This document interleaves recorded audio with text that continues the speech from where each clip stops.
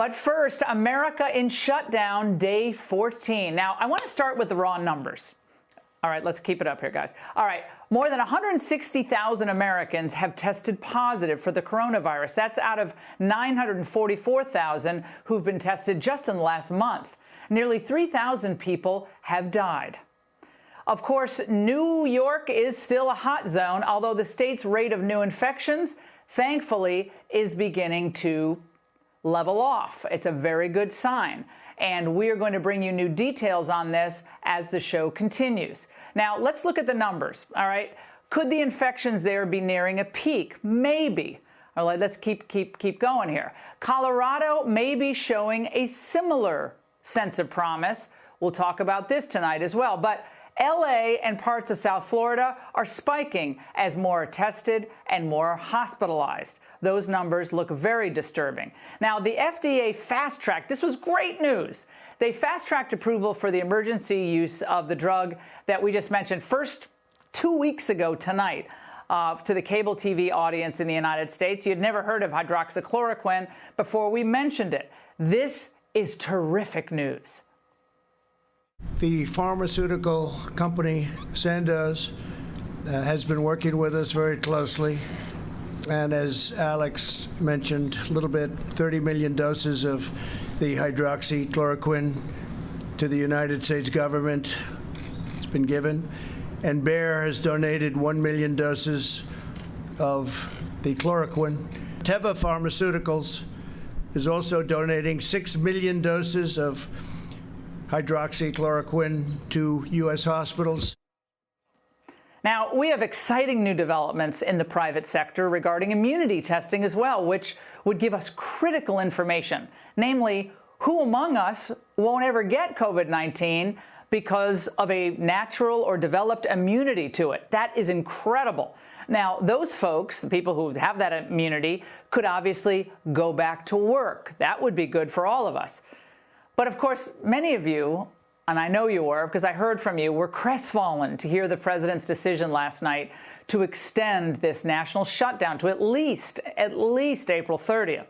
And Virginia Governor Ralph Northam, he announced he's closing down the state until June 10th, acknowledging today that this would have a devastating impact on the state's economy. He said it's going to be really hard. You think? Yes, it is. It's going to be really hard. Maryland is closed indefinitely. Governor Hogan's stay-at-home order doesn't specify any end date there, so people are wondering, when will life ever get back to normal? Now, at the daily briefing today, a few moments stood out. Scott Gottlieb, your former FDA commissioner, wrote a roadmap for recovery after the coronavirus. Very interesting. I saw it. He suggests, the roadmap suggests that everybody wear a mask in public. Is that something that the task force thinks is a good idea? Well, we haven't discussed it to that extent, but it's certainly something we could discuss. We're not going to be wearing masks forever, but it could be for a short period of time after we get back into gear.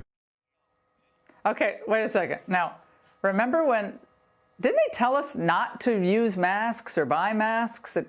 That has completely changed. I guess we're learning new things all the time. Everyone's going to have to wear a mask for the foreseeable future. We need clear guidelines there. Now, the former FDA commissioner, Scott Gottlieb, has the president's ear. He's highly respected by many, including Dr. Anthony Fauci. He sits on a number of big pharma boards. There's nothing wrong with that. And he works at a very prominent think tank, the American Enterprise in Washington. Now, every American, especially those who are interested in making plans for the future, should carefully read what Scott Gottlieb is advocating vis-a-vis the coronavirus. Now, one of the things he said, he breaks it down into 4 phases. It's kind of interesting. But one of the things he says, right now we're in phase 1, and phase 1 is essentially trying to, contain this, mitigate this, do what we're doing now. Phase 2 would be more stepped up, social distancing, but maybe we could, slowly pull back in a few states. We'll see where that goes. It also mentions the tracking of U.S. citizens. Now, this was actually brought up in the briefing today, where the government, I guess, would use GPS trackers. Again, this isn't Scott Gottlieb's list of proposals to get us back to normal. Now, what do you think of that? GPS tracking of U.S. citizens to enforce the stay-at-home or the social distancing orders. Now, we expected that from Russia and China. Would the United States use those measures? The president, when he responded today, said, well, that's pretty severe. But he also said they understand he's heard about this report, maybe he's read the report. We all understand, as this is going forward, that the president has a lot of balancing here. He's getting a lot of inputs from a lot of people, a lot of smart people. And we understand he needs to protect the lives of Americans. That's critically important. Healthcare workers. Now think about them. They're feeling the strain. You've seen them on television. That's real. In many parts of the country, not all parts, but many parts, the stress, the anxiety, the worry, the personal protective gear, some of them still don't have enough, and some are getting sick themselves. That's really, really terrifying. Can't break the system. We all get that. And tonight, we also know that the economic carnage is piling up as well. Now, it's already being felt coast to coast, having its own devastating impact on working men and women, on their children, on the elderly, on the at-risk and low-income families. They're especially in harm's way now. Now, again, Gottlieb breaks down our recovery into those three phases I talked about earlier. Right now, we're in phase 1. And phase 2 would be able to get on a modified track. States who have the outbreak under control could slowly start to reopen schools and businesses, parks, but would still have to practice some social distancing, limiting large gatherings, keeping the elderly and the vulnerable somewhat isolated. Now, in this phase, testing would also need to be more routine and widespread than it is today. That seems kind of reasonable, but who knows how long that would take?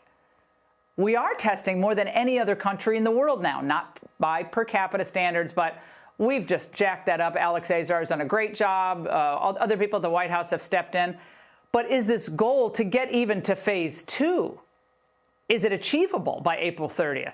Is it achievable by June 30th? There are a lot of things in this document. So what would it take for America, then, you might ask, if phase 2, it's not even clear, to get back to normal life, the life you had before all this? You know, those days when kids actually went to school, when people went to sporting events and graduations and weddings and restaurants and church. Okay, here's during phase 3. This is from the Gottlieb recommendations. Physical distancing restrictions and other phase 2 measures can be lifted when safe and effective tools for mitigating the risk of COVID-19 are available, including broad surveillance, therapeutics, or a safe and effective vaccine. That goes back to the GPS tracking. Now, we all want a vaccine. We're praying for a vaccine. Brilliant, brilliant people are working on that right now. But Anthony Fauci told us that would be at least 12 months from now, if not 18 months. That's how long the process takes. Today, Johnson & Johnson announced plans for a clinical trial of a COVID-19 vaccine in September. That's when the trial would begin. But let me be clear. If Gottlieb's metrics are going to be the ones the White House uses, and thinking about this and talking to a lot of other really smart people today, Congress needs to come back into session like tomorrow, okay? If all of our scientific resources are needed to get this vaccine tested, done, designed, and ready to go as soon as possible so we can go back to being a free country, if that's the metric, then we all need to know that now. It's not like at the end of April we're told another 2 months. No. If we need to know the hard news, I think people need to know this news tonight. And Congress has to be here to help figure this out. Now, Americans, I think, are extremely understanding. They want to do their part. We all do.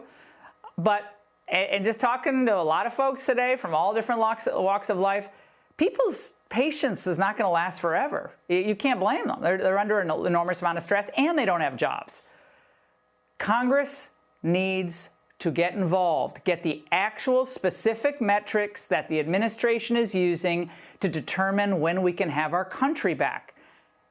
In every one of the states, also now under a stay-in-place order, there should be an urgent meeting of the state legislatures.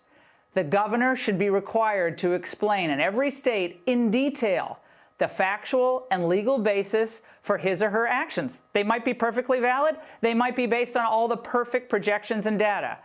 And if the projections are even worse than we thought, we the people have a right to know. It's only fair.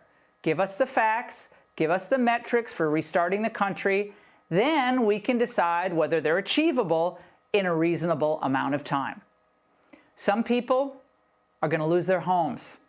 Many are going to lose their businesses. And others, they're going to lose everything they worked their entire lives for. They deserve to have a complete understanding of the actions being taken by the government. One of my favorite emails of the day came from an old high school friend. I hadn't heard from him, I don't think, in maybe 17 or 18 years.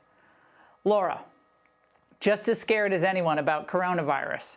But we don't have much of a democracy if every difficult decision is made by technocrats and the media, and the people and their representatives have no say in the matter. I thought about that a lot. I guess I couldn't really blame him. Protect your health and that of others. Wash your hands a lot. Use a glove to touch outside surfaces. Socially distance. It's appropriate. It's the right thing to do. Help those around you who are homebound or just depressed. And there's a lot of lonely people out there as well. But let's also remember that capitalism will and is, frankly, delivering the therapies and we hope in the future the cures for this wretched virus. So let's not kill the free market in the process of killing the virus. Every time a company closes, the floodgate of anxiety and pain is opened for its workers. We want to stay safe and free. And those are my thoughts on the end of shutdown, day 14.